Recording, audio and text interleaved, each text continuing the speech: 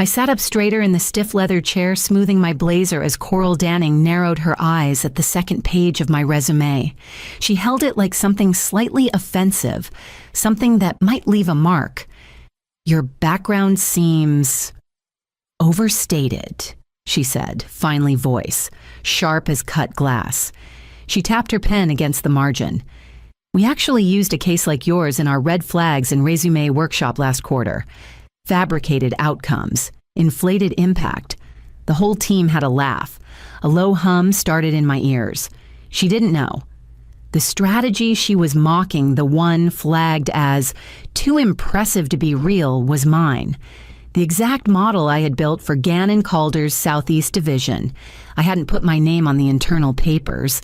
The NDA made sure of that. No press release, no LinkedIn post. Just the numbers, the results, and apparently a room full of mid-level HR staff pointing at it and laughing. "I assure you," I said quietly, "every line on that resume is backed by documented performance." Coral's smile was thin and dismissive. "That's what they all say." She circled something with unnecessary flair. "Frankly, Ms. Kale, without institutional sponsorship from a top-tier firm, claims like this appear questionable." She flipped the page just as the side door clicked open. The man who stepped in wore a charcoal gray suit, a silk tie knotted in perfect symmetry, and an expression that froze the room. He stopped mid-stride. His eyes landed on me, and the tension in his shoulders visibly eased. "You're here," he said, his voice breaking into a smile. "You're the one who saved our Southeast Division." Coral's pen slipped from her hand. "Talon Moreau," he added, extending his hand to me across the desk.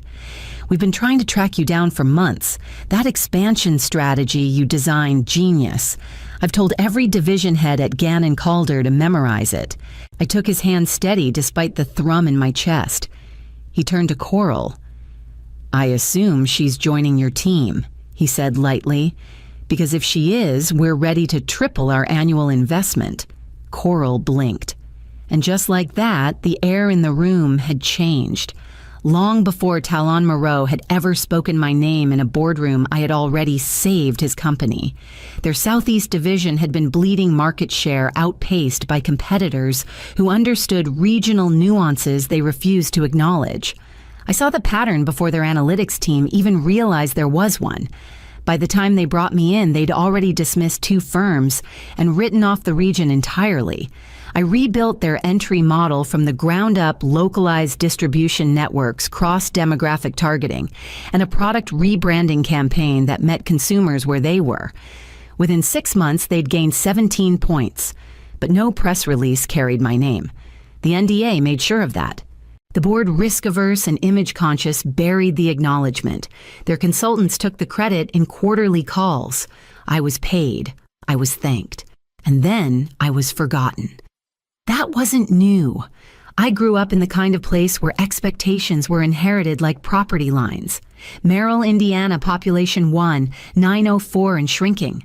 Girls married their high school boyfriends, worked part-time at the bank or school office, and smiled politely through it all. I didn't. I took 3 jobs and a long bus ride to a night school in Bloomington. I taught myself how to model small business growth using USDA census data before I ever saw a spreadsheet. I learned to read not just numbers, but people. What I didn't learn, what I refused to play, was the game of proximity, laughing at the right jokes, echoing the right buzzwords, deferring to mediocre men in tailored suits who carried more ego than insight. 8 months ago, when Vistara Metrics was acquired by a venture group, the new CEO, Everett Lang, hosted a town hall with champagne. "Time for fresh energy," he said. Within 6 weeks, every woman over 40 was out, quietly repackaged, with glowing severance and no public trace. I left with a folder full of results and nowhere to put them. Since then, every interview had followed the same script: skeptical eyes, patronizing smiles, and polite dismissals disguised as fit concerns. Until now, until Talon's voice turned the room inside out. Coral's voice softened as though someone had turned down the volume on her earlier certainty. "It appears we've misjudged your scope." She said, her eyes fixed on a corner of the desk that suddenly fascinated her. "Let's accelerate your process." The shift was abrupt, almost theatrical. Her tone, her posture, even her vocabulary all adjusted, like a pre-programmed routine loading new instructions. I said nothing. She continued stumbling through a revised job title, one that hadn't been mentioned before Principal Strategy Director. It came with broad autonomy, direct client engagement, and a salary above the posted range. On paper, it sounded like vindication, but Coral didn't meet my eyes when she said the number. She said it like someone pushing a pawn across a chessboard, hoping I wouldn't notice the bigger game behind it. I thanked her, though the words tasted like dust. An hour later, in the lobby, Talon caught up with me. "Quick word," he asked, his tone friendly but direct. We stepped aside near the frosted glass directory. He didn't waste time. "We only renewed with them because I heard you were applying." I looked up. He nodded. "Their strategy team's been a revolving door for a year. I told Gerard Walsh directly, if you're brought on, we triple our commitment. If not, we're gone." The clarity in his voice struck me harder than the compliment. "Thank you, Talon," I said, forcing a smile that didn't reach my eyes. He touched my elbow lightly. "Just doing what's right." They should have seen it without me. That was the problem. They didn't. They didn't see it in the room. They didn't see it in my resume. They saw it only when a client spelled it out for them in capital letters and dollar signs. As the glass doors closed behind me, I stepped into the chill of late afternoon with the offer letter still warm in my bag. Coral's sudden reverence echoed louder than her earlier disdain, and I knew exactly why it bothered me. The following morning, I met Indira Voss at a lakeside cafe in Hyde Park, where the breeze off the water softened the city's sharp edges. We'd been doing these monthly brunches since the day we were both restructured out of our respective firms, her exit dressed up as a lateral move mine, as a generous severance for making space. She stirred her coffee like it was a tactical maneuver. I heard she said without looking up. I didn't need to ask what. She always heard. So she continued folding her hands. "You gonna take the shiny rescue package?" I looked down at the menu already memorized. They didn't want me until someone else did. Indira snorted. "Of course not. Institutions don't hire thinkers, they hire mirrors." She leaned forward, elbows on the table. "So what if we stopped asking them to see us at all?" I raised an eyebrow. "I'm serious. Let's build the thing we kept hoping someone else would. A consultancy that doesn't worship pedigree, doesn't chase buzzwords. Just smart, culture-literate, data-backed strategy. Real work." I hesitated. "Indira, it's not 2006. Starting a firm isn't noble, it's brutal. So is being treated like a ghost in every room," she said flatly. She opened her notebook. I caught a glimpse of scribbled headlines and sketches. Unseen markets, scenario-based hiring models, resilience index by region. She was already building the bones. "Look, she said we target what the big firms won't touch. Markets they call complex, clients with depth, and we hire thinkers, school teachers, immigrants, overlooked geniuses, people who actually understand human behavior, not just spreadsheets." I sipped my coffee, watching the water ripple against the dock. Indira's voice softened. "Aren't you tired of proving yourself to people who don't read?"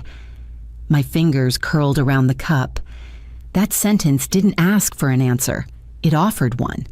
Across the lake, the skyline shimmered unreachable and familiar. But for the first time in months, the idea of not belonging felt less like exile and more like a blueprint. I had written and rewritten the decline email a dozen times before I finally stepped through the front doors of TGR Advisory. I wanted to look Coral in the eye when I handed it over, not out of spite, but because she needed to see that I wasn't walking away out of fear or desperation. I was walking away on principle. The receptionist gave me a tight-lipped smile and motioned toward the elevator, but I didn't make it past the lobby. Coral's voice echoed behind me, sharp and breathless. "Severine, wait!" She crossed the space between us faster than I expected, clutching a file in one hand and her phone in the other. "They're pulling the contract," she said, not bothering with pleasantries. Talon's team called less than an hour ago. If we don't hire you by end of day, Gannon Calder walks. That's $12 million annually. Do you understand I did? And I didn't flinch. Coral's eyes searched mine, looking for something, maybe reason, maybe guilt. Look, I know you're principled, but this isn't personal. It's business. I tilted my head. Exactly. She blinked, and I don't do business where my worth only exists because a man in a suit says it does. Her lips parted like she might argue, but nothing came out. I stepped past her, calm and deliberate. If you had believed a word on my resume before Talon opened his mouth, we wouldn't be here. I held the printed letter out to her. She didn't take it, so I left it on the side table by the security sign-in. Outside, the sky had shifted gray with a promise of rain. I welcomed it. Let the world wash itself clean for once. I didn't look back. I didn't need to see her expression to know what it said. What I felt wasn't vengeance. It was clarity. They hadn't hired me because they believed in me. They had hired fear. And I had finally stopped mistaking that for value. We signed the paperwork on a Tuesday morning 3 blocks from the river in a former machine parts warehouse that still smelled faintly of oil and potential. The lease was short, the ceilings were high, and the heating was unreliable. But it was ours. Meridian North wasn't born from idealism. It was born from exhaustion of being underestimated, of whispering into closed boardrooms, of watching bad decisions made by people who had never done the work. Indira and I didn't wait. We called in favors, dusted off forgotten contacts, and pulled together just enough funding from our severances to float 6 months. Then we reached out to Calla Drexler, a former AI ethics lead, who'd been quietly blacklisted after questioning a Fortune 50 client's biometric pilot. Calla didn't hesitate. She brought 2 things no resume could measure: clarity and fire. Together, we built a hiring framework from scratch. No Ivy League filters, no GPA thresholds, no vague culture, fit interviews. Just a 3-part simulation. 1 real problem, 1 ethical dilemma, 1 team test. No names, no background, just outcomes. We called it the blind blueprint. Our first proposal, a supply chain transparency project for a coastal climate coalition, was rejected twice. Too unconventional, one firm said. Not enough institutional backing, another added, as if reputation were a valid metric for vision. But Revotech, a mid-size renewable startup, took the call. Their CEO, Matteo Lin, didn't blink when we told him we'd never worked with his industry. You actually listened, he said. No one else did. I led the analysis myself, working with Calla and Indira in 12-hour shifts out of our windowless war room. By month's end, we'd identified 3 invisible leaks in their supplier model and redesigned their regional outreach. Their customer engagement tripled in 6 weeks. The project led to 2 referrals, then 5. By March, we had 3 ongoing clients, a part-time analyst we'd found through our simulation model, and enough momentum to justify a second pot of coffee every day. I didn't see the black sedan idling across the street the morning we signed our 4th client, but someone had noticed, and they weren't pleased. The ballroom at the Midwest Global Innovation Summit smelled faintly of stale coffee and ambition. Our panel was on a secondary stage tucked between sessions on blockchain agriculture and AI-led translation. We weren't expecting a packed room, but 5 minutes before start time, the seats were full. I stood beside Calla and Indira as we launched into our presentation markets through the unseen lens. We laid it out clearly how legacy consulting models consistently ignored regions with complex cultural dynamics, how recruitment filters were built to replicate sameness, and how blind simulations outperformed pedigree-based hiring in over 80% of our pilot tests. The screen behind me filled with side-by-side case studies, one of them Revotech's supply chain evolution. I watched the audience lean in. Then I saw her, Coral, sitting 2 rows from the back, arms folded tightly next to Gerard Walsh, the CEO of TGR Advisory. I didn't blink. We moved into our third segment, talent models. I walked the room through our blind blueprints, early results, diverse hires, measurable ROI, unorthodox brilliance. A hand went up before we reached Q&A. Elias Bowen, the man, said standing. I recognized him instantly. Ridgefield Holdings, formerly skeptical, quietly powerful. I'm not here to ask a question, he said. I'm here to make a statement. The room hushed. Meridian Strategy saved our Pacific operations. Your approach, this model, cut through a wall of noise our legacy consultants couldn't even name. Why didn't any of you? He turned, scanning the audience, see that before they did. The silence afterward wasn't awkward. It was respect recalibrating. When we stepped backstage, 3 firms were already waiting with business cards. One offered to fly us to Seattle the next morning. Another suggested a licensing agreement. The third wanted a joint venture proposal. I tucked the cards into my bag, nodded politely, and sipped lukewarm water, while Indira smiled with a kind of pride I hadn't seen in her since before the layoffs. Across the curtain, I could still feel Coral watching, and that's when I knew the phone call was coming. The email arrived less than 48 hours after the summit. Subject line: exploring strategic alignment. Confidential invitation. The sender was Gerard Walsh himself. The language was polished, deferential. TGR was impressed by Meridian North's rapid traction and interested in exploring synergies. I read it twice, then forwarded it to Indira and Kala with a single sentence. This will be interesting. We agreed to take the meeting. Their headquarters was all chrome and intention sleek, unbothered performative. We were escorted into a glass-walled conference room where Gerard greeted us with a warm handshake. Coral sat across the table, her smile taut and too polite. After some introductory pleasantries, Gerard slid a folder across the table. We'd like to formally propose acquiring Meridian North and positioning it as our innovation subsidiary. I opened the folder. The figures were flattering. The timeline was swift. The structure was not. Reporting structure, I asked, already guessing. Gerard nodded. You would serve as Executive Director of Strategy Development under the oversight of our EVP of Integration, Coral. I finished for him. My hand stayed still, but my pulse didn't. That's a problem, I said. Coral shifted in her seat, already bracing. I closed the folder and set it aside. Here's our counter. I outlined 3 points Gerard didn't speak immediately. Coral did.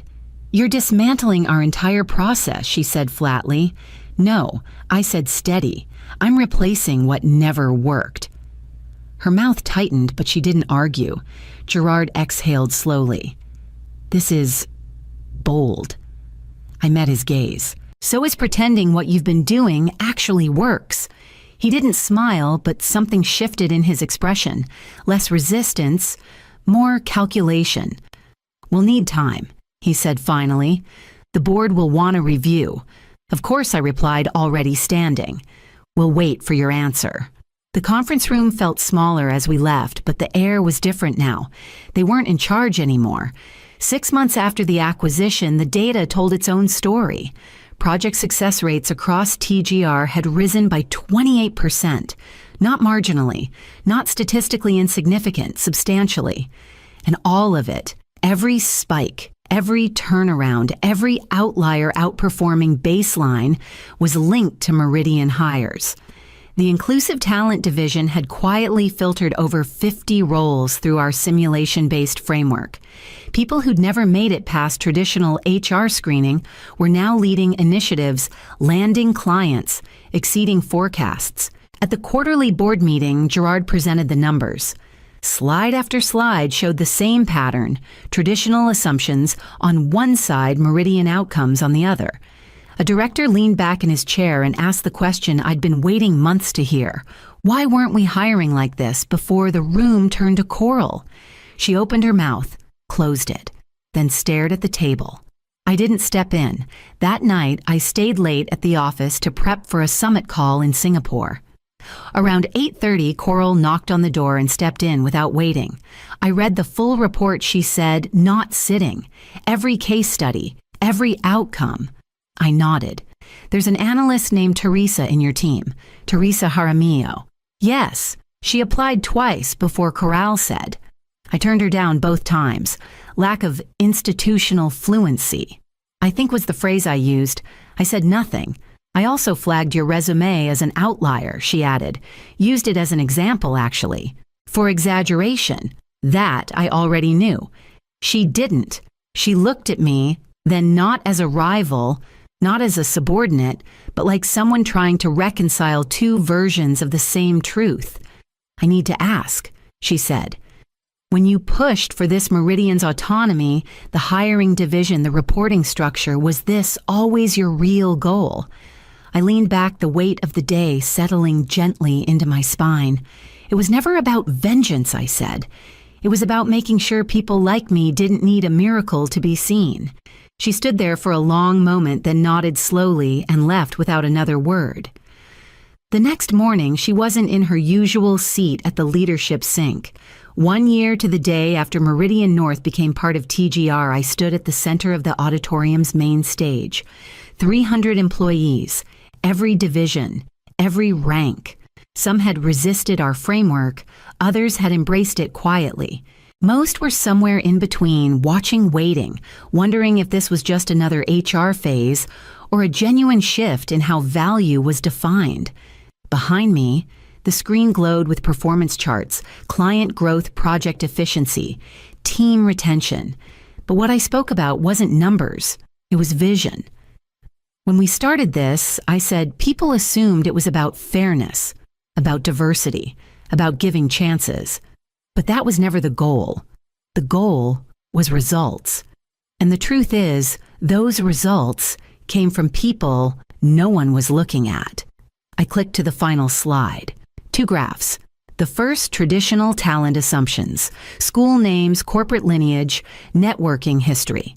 The second, outcomes from hires selected through our simulation-based background blind model, diverse in background, unified in performance. The gap was visible and undeniable. A quiet murmur passed through the room. As the presentation closed, I took a final breath. We didn't lower the bar. We just stopped pretending it was ever placed in the right spot. Applause started slow, then built as the room rose with it. I caught glimpses, project managers, senior consultants, even a few skeptical VPs clapping with a kind of cautious respect. Not performative, earned. From the front row, Coral sat still. She approached me afterward, waiting until the last few people had drifted out. "I may have been wrong about a lot of things," she said softly. "I've asked for reassignment. I want to lead our Pacific expansion somewhere I can build without standing in the way." I looked at her not with triumph, but something closer to quiet understanding. "Sometimes the greatest skill," I said, "is knowing when to rethink everything." She nodded, then walked away without another word. I stood alone on the stage for a moment longer, my hands loose at my sides, the screen behind me still glowing. They had questioned my resume. Now they follow my framework.